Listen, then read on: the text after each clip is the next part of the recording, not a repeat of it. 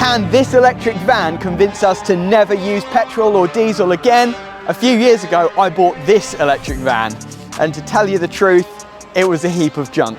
It was expensive, the range was woeful, and it didn't even have a heated windscreen. I'm sacrificing my hands for the good of electrical work. Oh man. And as we found out when we tried to drive it from London to Paris, it proved to me without a doubt that electric vans just weren't feasible for the Artisan Electrics fleet. But 3 years later, EV tech has come a long way, and this is the new eTransit Custom, Ford's latest offering in the electric van world, and I've managed to get my hands on one for a few days. So I thought it'd be fun to put it through its paces in a real world challenge.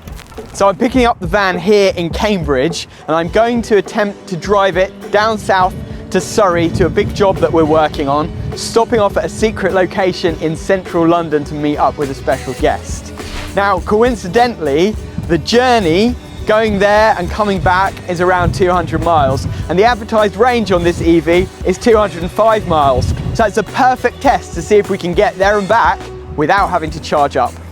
Let's hope this doesn't turn into a repeat of the last EV challenge we did on the channel.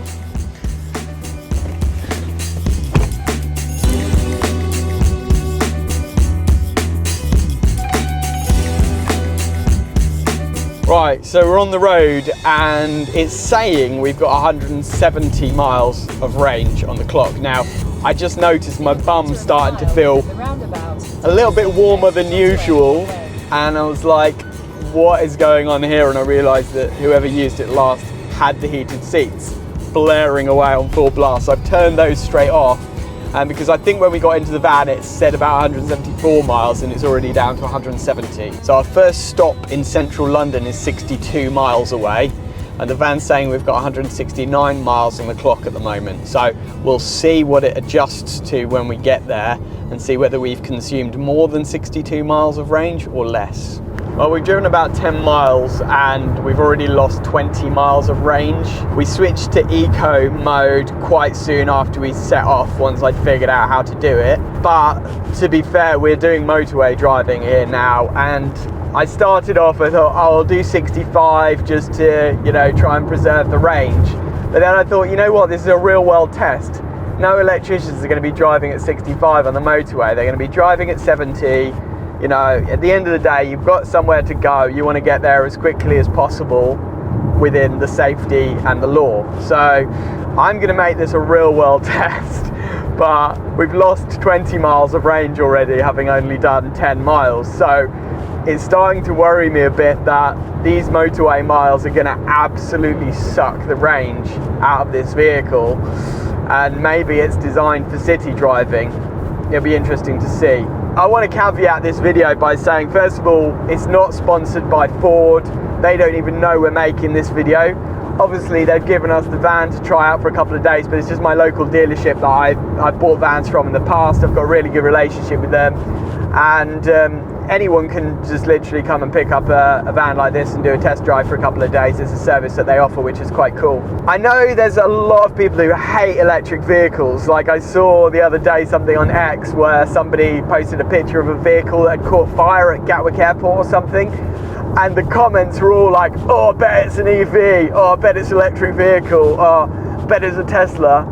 And it just makes me laugh, because there's so much like fake news around EVs out there, so many misconceptions, and I'm going into this completely, you know, realistic and a bit cynical because of my past experiences, but also hopeful, because I really want electric vans to be feasible for the mass tradesperson. I really do, because I think it's better for the environment, the running costs are lower, there's less service and maintenance involved, and I'll be honest with you, I'm just doing this test out of real curiosity as a business owner, because I would love to take our fleet fully electric at Artisan. But there are a lot of things that can get in the way of it being feasible, and we'll talk about some of those along the way on this journey. Well, we've just hit 100 miles of range left. So we've got 66% left in the battery, but we've still got 21 miles left to get to our first destination, which means we set off with 169 miles of range. We lost 69 miles of range already, and we've only done about 40 miles. Now, this has been pretty much all motorway driving at 70 miles an hour. It's also quite windy, so I don't know if that affects the range if we're, up against the wind a little bit. It does give me some range anxiety, and I think that this is the problem that tradespeople are going to face. They've got to get somewhere on time. At Artisan, we pride ourselves in punctuality, so we promise to arrive on time. Now, if you get halfway to the job and find that you need to stop for half an hour to charge up, that's potentially going to cause issues. And these are the practical challenges of dealing with electric vehicles that have a fairly small range. Maybe a psychological barrier that we need to overcome, or maybe we just need to wait until the technology gets better. Now, I have to look on the bright side though. To be fair, if we had the previous electric van, we would have had to have charged it up 3 times already by now.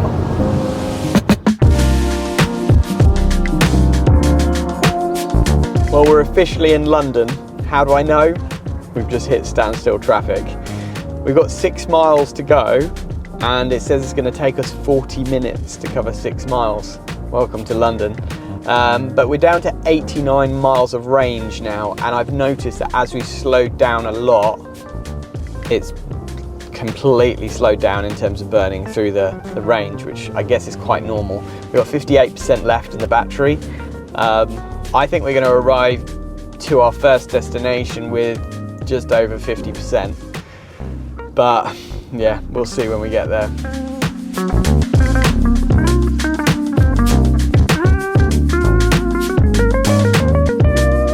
It's a good content.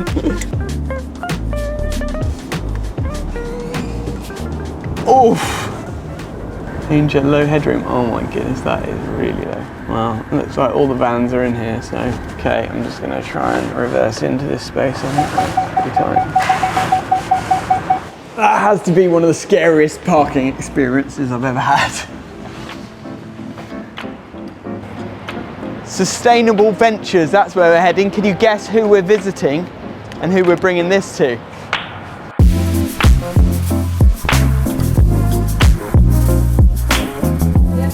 Well, this is very posh. Impressive. I wonder if the coffee's any good.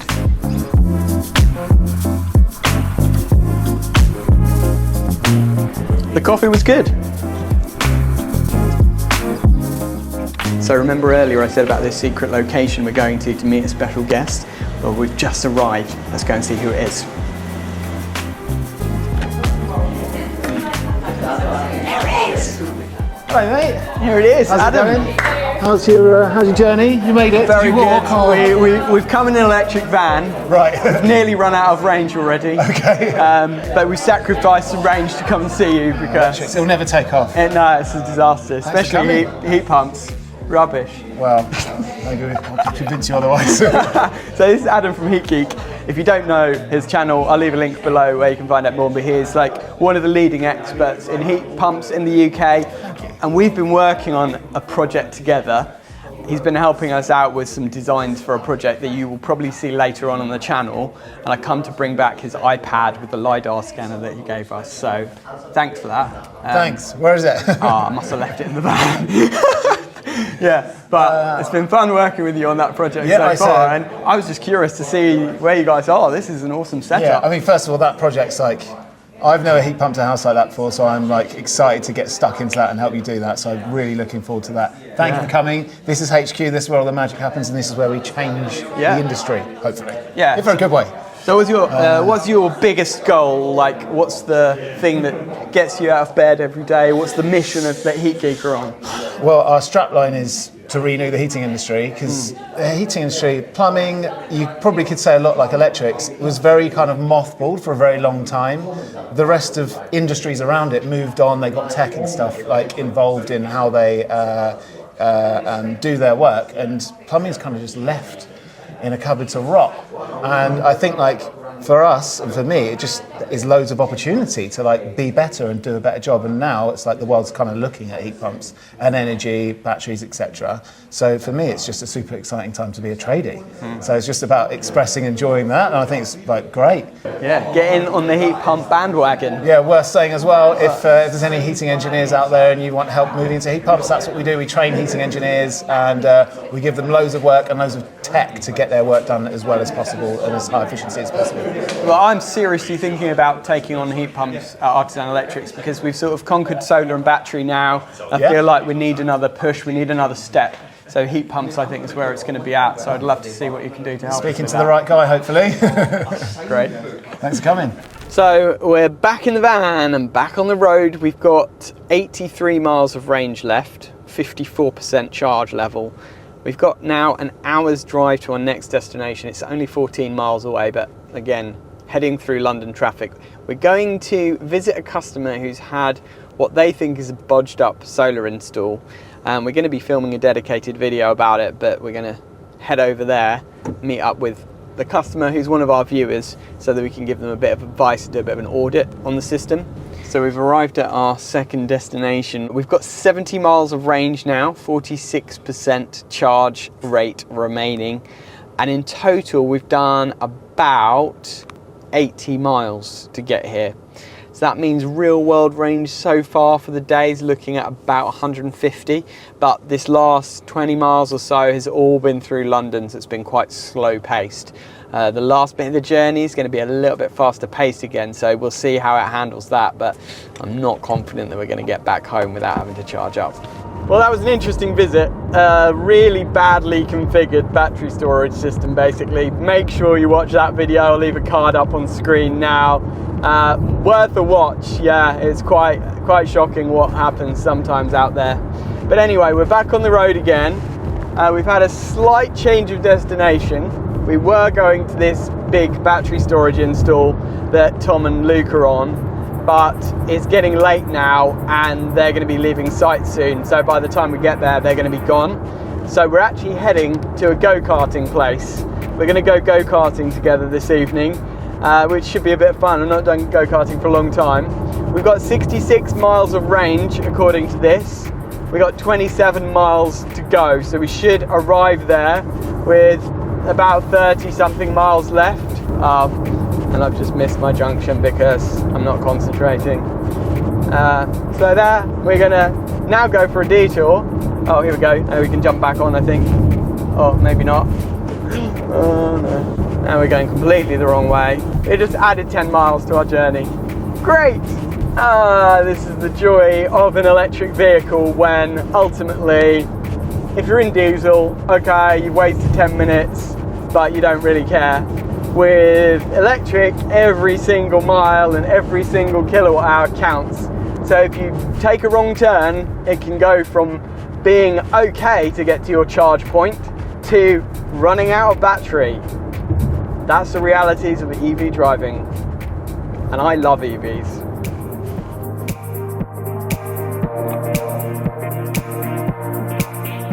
Well, it's starting to get to that time where I need to figure out if we're going to stop to charge up or not and when. So we've got 9 miles left to get to the go-karting place. We've got 40 miles of range left according to the van. But then from the go-karting back to our hotel, it's about 20 minutes drive. And then from there to the nearest supercharger, it's about another 20 minutes. So it's going to be really pushing it. On a positive note, this is a nice van to drive. Like, it's comfortable, the steering's really fluid, it doesn't feel heavy at all, it feels quite light and nimble. It doesn't feel dissimilar to a diesel van other than it's a little bit quieter. Although I would say that the cabin noise is quite loud. But you've got no roar of a diesel engine, it's smooth, it's quiet in the way that it runs. And it's basically the same as the diesel version, just quieter and doesn't burn fossil fuels. So, you know, overall as a van, I think it's really good. It's just whether the fact that it's electric kind of ruins it or not really. I'm still on the fence. And this is it. We've just hit 100 miles in this thing. And it's saying we've got 38 miles of range left and 25% battery. So total real world range right now from when we set off is about 138 miles from 100% to 0. Definitely a lot lower than the 209 miles that they claim, or even lower than maybe the 180 to 200 miles I was hoping for. So far it's not looking good. So we've arrived at the go-karting place, and our good friend Ryan, who you might remember from previous videos where we inspected shocking solar installs, he's back with us this week working on this big battery install, and he just pulled into the car park with the exact same eTransit Custom. So how long have you had it? About 6 weeks. Yeah? It looks beautiful. I love the colour and the way you've like sign written it and your fancy private reg and all that. Yeah, no, I'm really enjoying it actually. Yeah? Yeah, I don't think the range is what they say it is. Yeah. Once you've got your tools in the back and the racking and all that sort of stuff, I can get 180 in a day. That's not bad. Is that driving really slow though? No, that's just normal driving. Okay. Probably in eco mode, which I don't really think makes much difference in terms of feel. The cost saving for me, big amount on fuel. Massive difference, yeah. Probably over £400 a month. Wow. Difference. Okay. I'd love to do it. I'm just worried that we're going to get these guys stranded.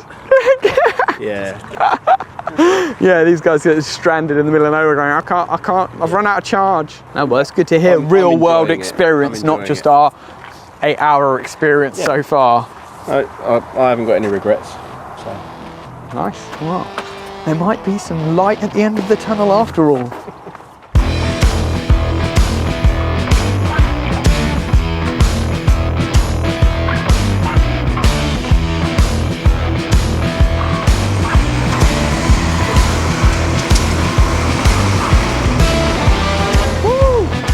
And in last place, Bossman!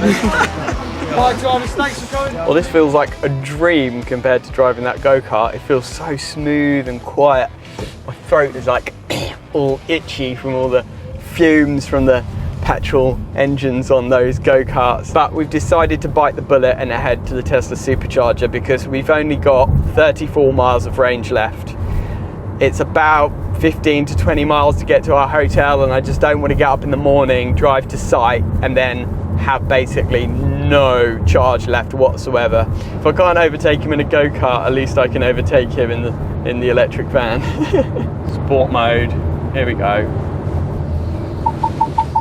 We've got about 15 miles of range left, so it was definitely a wise move to come here and charge it up. But the question is, will a Tesla charger work with a Ford vehicle? Start charging. Here we go. Boom. And we are charging. It's making some noise. 93 kilowatts is a pretty impressive charge rate. Oh, we're up to 120 now, look, fantastic. So it's now 7:15 p.m. We're at 13%. Let's see how long it takes us to charge to 100%. 125 kilowatts, wow. This is seriously impressive charging speed. I didn't expect it to charge that fast, to be honest. I thought it'd be around the 70, 80 kilowatt mark, but 128 kilowatts. I mean, I think the battery's about 60, 65 kilowatt hours. So that means in theory, we could have a full charge within about half an hour, which is what tradesmen need. Now let's talk about charging infrastructure for a moment, because I think that's one of the big things that holds people back from EV adoption is not knowing whether there'll be somewhere where they can charge it up, especially for people who aren't able to have an EV charger at their homes. To be fair to them, Tesla have one of the best EV charging infrastructures in the world. There are others that are catching up, like GridServe. We went to one of their chargers with our Volkswagen ID3 the other day, and that was a great experience, and we got a really fast charge. So there are more and more providers like Ionity as well, and many others who are starting to roll out really decent charging networks. And it makes having a van like this feasible if you can quickly top it up and carry on your way. For example, if we had done this journey in one hit, a couple of hours drive, maybe even 3 hours drive, you're gonna need to stop and have a break anyway, right? And if this charges as fast as we think it's gonna do, then that means we stop for a coffee, we go to the loo, we get back, the van's at 80%, and we can carry on our journey. And that changes everything. That looks sick. That looks really nice. Beautiful.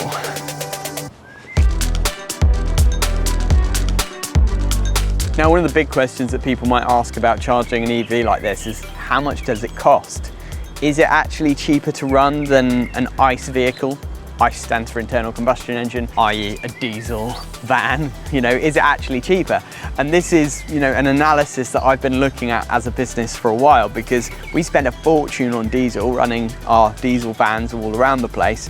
And if I could reduce my business overheads and kind of go green and charge our vans off renewable energy, amazing, you know, wouldn't that be awesome? So with this particular charging session right now, we're paying about 56p per kilowatt hour, which is fairly high price. Now, it does go down in off-peak hours if you're using a supercharger like this.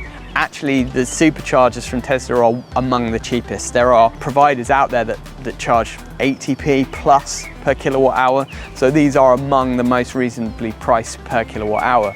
But the thing that makes an EV really interesting is charging it up at home. You can get cheap overnight rates from various providers where you pay 6.5, 7p per kilowatt hour, which means you can charge a vehicle like this from 0 to 100% for a few pounds. And that makes it massively more affordable than running a diesel vehicle. Now, there's another thing that's massively improved with the EV charging infrastructure since we made that London to Paris video, and that is the fact that manufacturers and brands who are actually running these networks get fined now if their chargers are out of action. Before in that video, you'll have seen the frustration from me of getting to a charger, desperate to charge the vehicle, and then finding that it was out of service, it was broken. That happened to us multiple times on that trip, and it was really frustrating. But now that's very unlikely to happen, because these big brands are going to get fined a ton of money if they leave their chargers out of action for a certain amount of time. So that's a big improvement. Now, the other thing that's massively improved is charging speeds. To have a van like this now that can charge at 130 kilowatts means even if you do have to charge when you're out on the go, your turnaround time is much quicker. With chargers like these going up to 240 kilowatts, 250 I believe, and then even some manufacturers making 350 kilowatt rapid chargers. This massively increases the speed of charging, which means you can get on your way much quicker. This is one of the most entertaining charging sessions I've ever had.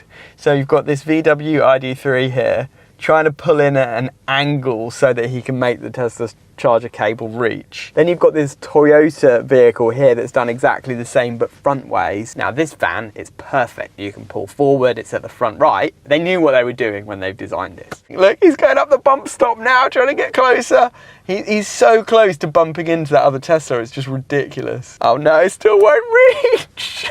We're gonna have to get out of his way in a minute and let him charge up here, I think. I feel sorry for him. And then there's going to be some grumpy Tesla owner come pull up and go, why are you taking up 2 bays? Get out of the way. It's a disaster. So we're all charged up to 90% and it cost me £29.32. I'll let you decide whether that's reasonable or not. So has this electric van persuaded us to scrap petrol and diesel and go all electric for the Artisan fleet? Well, I'm a little bit on the fence, to be honest. I like the van. The range has been a bit touch and go for this trip. But if I think about it from a realistic point of view, how many times do we do 120 miles plus in one day? Probably not that often. And for most tradespeople, you're probably doing less than 50 miles a day. So actually, this could be a great daily driver for all tradesmen, even fully laden with a roof rack and everything. For me, I'm still on the fence a little bit, and I'm going to have to do some calculations about our average trip length and distance. But I do think that we're getting close now to the point where this is actually feasible for us as a company, and I would love to go fully electric. But I'd love to know all of your thoughts in the comments below. Am I mad to take my fleet completely electric, or is it the right thing to do? Let's battle it out in the comments. But either way, I hope you've enjoyed this video. Thanks for watching. And if you have, settle in and watch one of these videos up here that YouTube thinks you'll enjoy.